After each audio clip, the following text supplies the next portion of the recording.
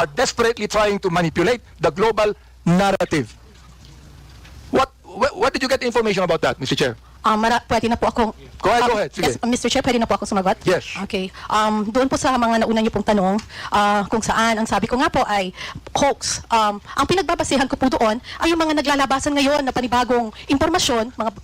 Kita naman po ito sa social media, ano po, kung saan yung mga napabilang na EJK, yung mga nagpakita ng picture ng mga anak nila na namatay daw sa EJK, actually ay hindi po connected sa EJK. At yung iba po ay buhay na buhay naman po. That's why, ang sabi ko nga ay hoax dahil yung mga pinakita ng mga nagrarally at pinapakita nila na namatay sa EJK ay hindi naman po patay. Mr. Chair, nag-a-attend ba kayo ng Quadcom hearing? Mr. Chair?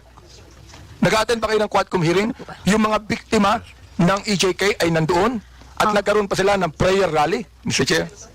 Nag-attend ba kayo ng Quadcom hearing? Okay, Mr. Chair, okay, salamat po at pagkakataong sumagot. Yes, nakapanood na po ako ng Quadcom at napanood ko rin po yung mga latest na ganap ngayon kung saan may isang Aling Sheila, Aling Lori, Aling another mother, kung saan yun po yung mga anak nilang pinapakitang namatay sa EJK ay hindi naman po. Doon po yun po yung pinanggagalingan ng aking isinulat na opinion. Yun po ay reaksyon at opinion sa mga nabalitaan ko po sa social media at sa mga news online. Again, those are my personal reaction and opinion on the current events. Mr. Chair, ang hirap nun, makakabalita ka ng anuman, tapos you're going to put up an opinion, and you want to let the people believe it's the truth. Yun ang problema dyan eh. Facts. Try mo, they want you to believe that every young life lost was at the hands of our people's President, Rody Duterte. This is a blatant lie. That is my, pwede na pong sumagot, Your Honor? Yes, go ahead. Sige, go ahead. Again, that is my truth. Those are my opinion. And nakabase naman din po yan sa mga available information. Ngayon, makikita po natin na yun nga po, may mga EJK victims nga raw na hindi naman pala. Yun nga po, sabing, yung raw po, I'm Therefore, referring... you have no right to say it's a massive hoax. Mr. Chairman, with the indulgence of Chairman. Yes, Mr. Ma'am, yung sinasabi mong mga facts ngayon na lumalabas, is it an official document coming from those investigation by government agencies, by Quadcom, or just a mere in the social media accounts? Sir, Your Honor, if I'm not mistaken, nasa newspaper na rin po yan. Sandali po. Nasa newspaper. Pero ang tinatanong ko po, anong source ng newspaper? Is it an official document or findings of the Human Rights Commission? Absolutely, ma'am, Yes, madam, Your Honor. absolutely not. Because during our hearing, the Quadcom, all those victims, yung mga families na nandun, was confirmed by Human Rights Commission. Okay, Your Honor. In fact, we have all the list. Your Honor, can I also answer now, kung pwede po? Lumabas po na may mga kapatid, yung mga biktima, na sila po mismo ang nagdi-deny doon sa mga pinapalita ngayon Mr. Chair, Mr. Chair, I'd like to interject for a while here while you're answering. Ang binabangkit mo, may nabalitaan ka? May nabalitaan ka? I mean, my goodness, if you would like to be a resource person here in this committee, kinakailangan, meron kang basis, meron kang tunay na basis, meron kang dokumento na masasabi. Sapagkat, Luka, ang Commission on Human Rights, for example, nag-imbestiga ng EJK at maraming nakita. Kami, in my Committee of Human Rights, marami kaming nakita. Oo. Samantalang ikaw, sinasabi mo, massive hoax ito. Wag naman, Mr. Chair. Gusto kong maniwala sa statement mo kanina, pero ngayon, itong statement na ito, hindi na maganda eh. Nagsabi ka pa ng facts. Some of these so-called victims died years before or after Duterte's presidency. Where'd you get the information? Nasa balita po, Your Honor. Yung iba po ay namatay ngayong last year lang po, Madam, 2024. Mr. Chairman, Opo. Madam, sa Quadcom po, sa hearing namin, at it was confirmed by Human Rights Commission, lahat po na nakalista doon, under our records, was confirmed by Human Rights Commission. Wala po doon yung prior and after ng Duterte's administration. And, Mr. Chairman, kindly, let me just remind that, sir, is he your counsel? No, sir. From the House of Representatives po siya. From the House? Nagpapapirma po. Sabi ko mamaya na kasi busy pa po tayo. Anyway, madam. Apo. Ma'am. Yes, Wala Your po Honor. Now you're talking about those mga disclaimer ng family. Now, ang tanong ko po, is it documented, under oath? Do you have a document for that? Or just a mere media reports? Alin po, sir, yung tinatanong po ninyong documented or media reports? Sinasabi mo na may mga families of victims na deny, na-refute yung claims. Posted po ng mga Ayun nga kamag-anak problema, nila. posted sa social media. Ang sinasabi ko, madam, baseless yan kasi based on our investigation, and unless otherwise, you can have a document under oath that indeed a certain family of victims clarified and dispute that data. Okay po, Your Honor, noted po. What Next time. noted? Yeah, noted Anong po na, noted? noted po na, Tinatanong po kita kung may dokumento ka bang hawak, wala. tulad po ng sagot ko kanina, Mr. Your Chair, Honor. you answer my question, Mr. Chairman. Yes, I'm trying to answer, Your Honor. Sandali po. Apo. Yes or no? Do you have the document?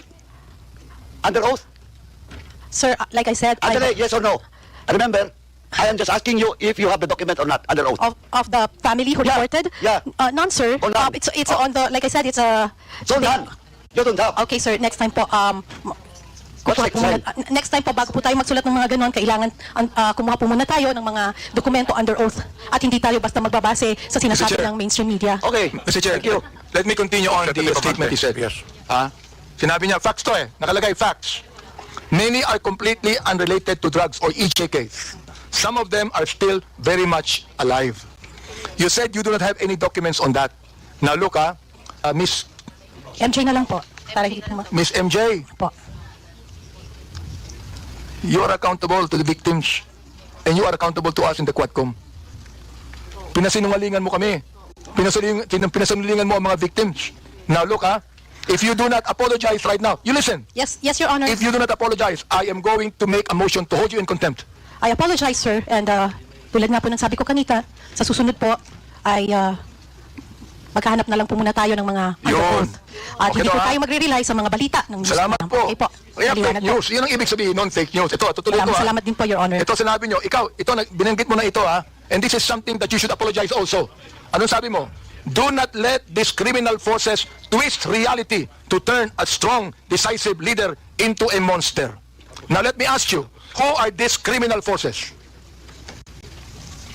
Ms. MJ, please answer. Okay. I have this, kasi tulad ng sabi ko, ito po ay mga reaction at opinion ko lamang. Well, therefore At, you apologize because this is okay not po, true. sir. Okay, sir. I apologize.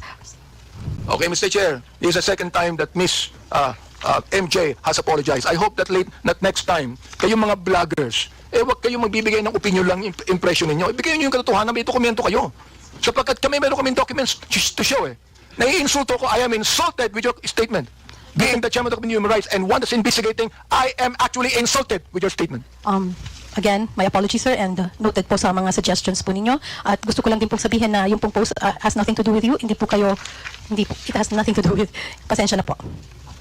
Well, Mr. Chair, maraming salamat, no? Yung binabanggit mong nothing to do with me, pero yung tinawag mong criminal forces, kasama kami dun ikaw naman, mag-isip naman kayo. Ang hirap nito, Mr. Chair, itong mga vloggers na iba, ito ang mga tanga tatanga-tanga ang gobyerno. Mag-isip kayo. Hindi lang sumusulat kayo kung anong gusto nyo isulat dyan. You're telling us, yung criminal forces, gusto kong sabihin ngayon, Mr. Chair, publicly, ikaw ang tanga. Okay, Your Honor, pero Mr. Chairman. Mr. Chairman. Representative Ponduano. Mr. Chairman, just a matter of protocol. May I move to strike out the statement of the Chairman Abante Second. addressed to MJ? Second, Mr. Chair. Thank you, Mr. Chairman. Any objection? There being none, the uttered words is taken off. Any further questions? I rest, Mr. Chair, and thank you so much. I'm not angry at you, Miss MJ. We're just stating the truth here. okay, Your Honor. Pero again, hindi ko pa alam kung saan niyo po nakukuha yung idea niyo na kayo yung criminal forces. Hindi po. Anyway, Ikaw ang I sumulat, apologize. Mr. Chair. Okay po, sir. Ikaw ang My sumulat, apologies. Yes, okay. My Sinulat apologies, mo sir. yun Okay po, tanga po ako, sir. My goodness. Okay, we now proceed to the next interpolator. Mayor